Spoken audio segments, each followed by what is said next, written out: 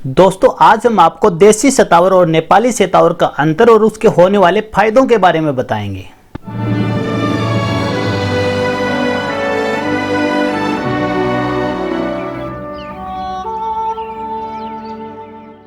नमस्कार दोस्तों, एक आयुर्वेदा में आपका स्वागत है। आज आपके लिए हम लेके आए हैं शतावरी और पीली शतावरी में अंतर। दोस्तों शतावरी को देसी शतावर बोलते हैं और पीली शतावरी को नेपाली शतावर बोलते हैं।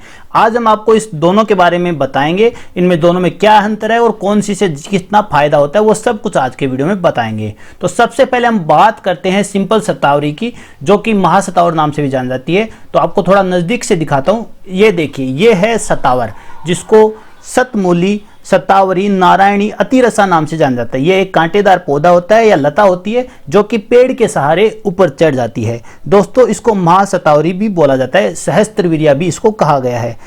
शतावरी आयुर्वेद की एक प्रसिद्ध औषधि है। चरक संहिता के भीतर बल्ले व स्थापन औषधियों में इसको शामिल किया गया है। इसके अलावा आश्रय द्रव्य समूह, शाक वर्ग और मधुर स्कंद में भी शतावरी को स्थान दिया है। सुश्रुत संहिता के भीतर शाक वर्ग, वात और पित्त को समन करने वाली औषधियों में इसको स्थान मिला है। दोस्तों आयुर्वेद में नर्वस सिस्टम पे काम करने के लिए इसको बेहतरीन औषधि माना गया है।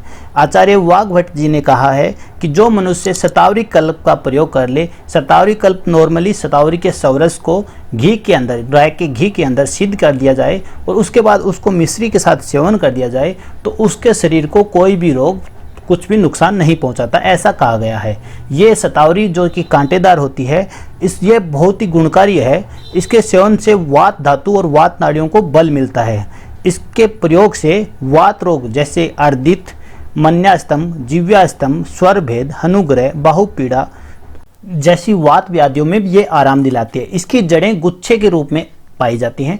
इस तरह की इसकी जड़ें पाई जाती हैं जो कि नीचे जड़ों में गुच्छा सा बना होता है। अगर एक पेड़ की जड़ें देखें तो 100 से 1000 तक इसकी मिल सकती हैं। इसीलिए इसे शतमूली और सहस्त्रमूली नाम से भी जाना जाता है। इन जड़ों को प्रयोग करने के लिए सबसे पहले इन्हें साफ किया जाता है पानी से और उसके बाद इसे छिलका उतार के इसको सुखा लिया जाता है। ये देसी शतावर में ऐसा किया जाता है। पीली शतावर या नेपाली शतावर में इसका प्रोसेस दूसरा है, जो कि मैं आपको आगे बताऊंगा।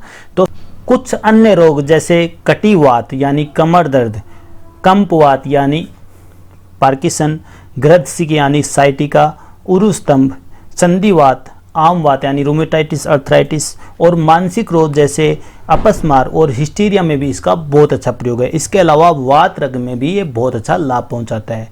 दोस्तों इसको सिंपली सुखाने के पहले इसकी जो छाल है वो उतार ली जाती है। दोस्तों ये बहुत ही अच्छी और शीतल औषधि है और ये डायूरेटिक है, यानी मूत्र जनन को बढ़ावा देती है। इसकी वजह से जिनको यूरिक एसिड बढ़ा हो उनके लिए भी ये फायदेमंद होती है। आपको पेशाब को ये खुल के लगाती है, तो जिससे मूत्र संबंधी रोग जैसे मूत्रावरोध, मूत्रकच्छ, अस्मरी, मूत्रदाह, रक्तदाह और प्रमेह में ये फायदा पहुंचाती है। दोस्तों आमाशय, यकृत, आंत और फुफ्फुस के लिए भी बहुत ही फायदेमंद है। दोस्तों महिलाओं के गर्भाशय के लिए ये बहुत ही अच्छी और रामबाण औषधि होती है। इसके अलावा रक्तपित्त, रक्तातिसार, रसोंधी और पित्त प्रदर में भी बहुत फायदेमंद है। दोस्तों जिनको मासिक धर्म सही नहीं आ रहा, जिन महिलाओं को, उसके लिए बहुत ही शानदार और बहुत ही लाभप्रद औषधि है, उनको जरूर इसका प्रयोग करना चाहिए। इसके अलावा ये बंधत्व को भी दूर करती है, यानी जिन महिलाओं को बच्चे नहीं हो रहे उनको भी शतावरी का प्रयोग जरूर करना चाहिए। शतावरी उनके लिए रामबाण सिद्ध हो सकती है। दोस्तों शतावरी का प्रयोग महिलाओं के लिए खास तौर से बताया गया है। वैसे पुरुषों के लिए भी ये बहुत फायदेमंद है, लेकिन जिस तरह से कहा जाता है पुरुषों के लिए अश्वगंधा होती है, उसी तरह महिलाओं के लिए शतावरी सबसे बेस्ट औषधि होती है। तो इस तरह से आप इसका प्रयोग कर सकते हैं। दोस्तों सिंपली मैं आपको दिखा रहा हूँ, इस शतावरी के अंदर ये इस तरह का पीला रेशा पाया जाता है और इसके अलावा इसका कोई औचित्य नहीं है। वैसे आप कर मत लेना, क्योंकि मैं कुछ चीज़ें दिखाता हूँ वैसे लोग कर लेते हैं। मैंने इसको इसलिए तोड़ा है कि मैं इसका स्वाद देखना चाहता था और ये खाने में बड़ी स्वाद है। आप इसको कच्चा भी खा सकते हैं। खाते पहला स्वाद जो आता है वो मधुर आता है, उसके बाद थोड़ा सा अलग होता है, लेकिन बहुत टेस्टी और बहुत स्वादिष्ट है। बहुत अच्छी लग रही है। जैसे मूली का स्वाद होता है ना, लगभग वैसा ही है। दोस्तों शतावरी के अंदर जो चीज़ें पाई जाती है उसमें जो सबसे इंपॉर्टेंट चीज़ है वो यह है सेफोनिन। इसके अंदर स्टेरॉइड सेफोनिन पाया जाता है, जो कि एक कंपाउंड होता है। इसकी जो मात्रा होती है वो लगभग 5.44 % इसमें सेपोनिन पाया जाता है, जो कि बहुत ही अच्छी होती है। एक तरह की वो एंटी एम्प्लीमेंट्री इसमें गुण पाया जाता है और आर्थराइटिस में ये बहुत अच्छा काम करता है। तो दोस्तों इसीलिए इसको इतना महत्व दिया गया है। इसके अंदर एंटीऑक्सीडेंट गुण भी पाए जाते हैं। इसके अलावा विटामिन ए, बी, B2 और C, E और मैग्नीशियम, फास्फोरस, कैल्शियम, आयरन और फोलिक एसिड जैसे जो विटामिन मिनरल्स होते हैं वो बहुत मात्रा में पाए जाते हैं। इसके अलावा इसके अंदर टायरोसिन भी पाया जाता है। तो इस तरह से इसमें बहुत से गुणकारी चीज़ें हैं, जिस वजह से शतावरी को इतना महत्व आयुर्वेद में दिया गया है। देसी शतावर ज़्यादातर मुख्य रूप से जंगलों में अपने आप मिल जाती है, तो इसकी खेती बहुत कम की जाती है और गमलों में लगाया जाता है, बेल के रूप में चढ़ाया जाता है। इसके अलावा जो दूसरी शतावर है जिसको नेपाली शतावर बोलते हैं, इसको नॉर्मल पीली शतावर भी कहा जाता है, इसकी जो खेती की जाती है वो बहुत ज़्यादा की जाती है और इसकी जो छुप होता है वो 3 से 5 फुट तक की हाइट लिए होता है। ये किसी के सहारे नहीं खड़ा होता, अपने सहारे पे खड़ा होता है। इसके जो छुप होता है उसको लाइन में लगा के खूब खेती की जाती है। भारत में इसकी खेती खूब होती है। इसका नाम नेपाली शतावर है, लेकिन ये भारत में खूब पैदा की जाती है। दोस्तों इसकी जो जड़ें होती हैं उनको 18 महीने के बाद, खेती जब उगाई जाती है उसके 18 महीने के बाद काट दिया जाता है ऊपर से, और इसकी जड़ों को खोद के निकाला जाता है किसानों द्वारा, और फिर इनको इकट्ठा करके इसकी जो जड़ें हैं उनको अलग किया जाता है। फिर इसको पानी से अच्छे से साफ़ किया जाता है। जब पानी से अच्छे से साफ़ हो जाए फिर इनको बड़े बर्तन में डाल के गर्म किया जाता है, पानी के साथ उबाला जाता है, फिर इसका छिलका उतार के और धूप में सुखा दिया जाता है। इस तरह से आपको पीली शतावर मिलती है। दोस्तों ये शतावर बहुत ही अच्छी होती है। वैसे दोनों शतावर के गुण धर्म सेम हैं, लेकिन इसमें सेपोनिन की मात्रा थोड़ी ज़्यादा बताई गई है, जिस वजह से इसका भाव भी थोड़ा उच्च रहता है और इसको प्रयोग में भी बहुत ज़्यादा लाया जाता है।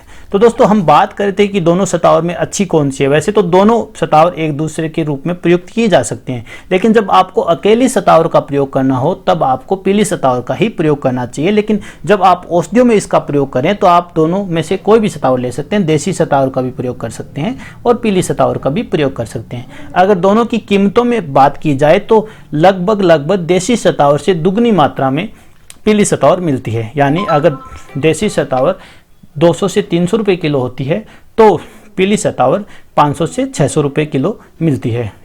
दोस्तों शतावरी की बहुत सी औषधियाँ आती हैं, जैसे शतावरी कल्क, शतावरी मूली क्वाथ, शतावरी योग, शतावरी आदि चूर्ण, शतावरी आदि लेप, शतावरी मोदक, शतावरी घृत, शतावरी तेल, फल घृत, शतावरी आदि लेप आदि काफ़ी औषधियाँ शतावरी से बनती हैं।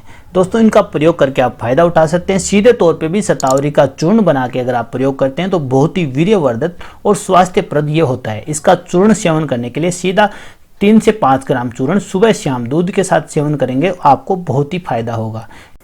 दोस्तों शतावरी बहुत ही सुलभ और बहुत ही अच्छी औषधि है। यह ताकत देने वाली औषधि है, तो इसका सेवन करके सभी फायदा उठा सकते हैं। जो कमजोर महसूस कर रहे हैं अपने आप को या वजन बढ़ाना चाहते हैं वो भी शतावरी का प्रयोग कर सकते हैं। तो दोस्तों आज का वीडियो आपको कैसा लगा हमें कमेंट करके जरूर बताइएगा, और अगर आपको थोड़ा सा अच्छा लगा हो तो इस वीडियो को ज़्यादा से ज़्यादा अपने दोस्तों के साथ शेयर कीजिए, ताकि वो भी जान पाएं शतावरी और पीली शतावरी में क्या अंतर होता है। तो दोस्तों आज के लिए इतना ही, मिलते हैं अगले वीडियो में। तब तक के लिए नमस्कार। एक आयुर्वेद आपके अच्छे स्वास्थ्य का काम करता है। धन्यवाद।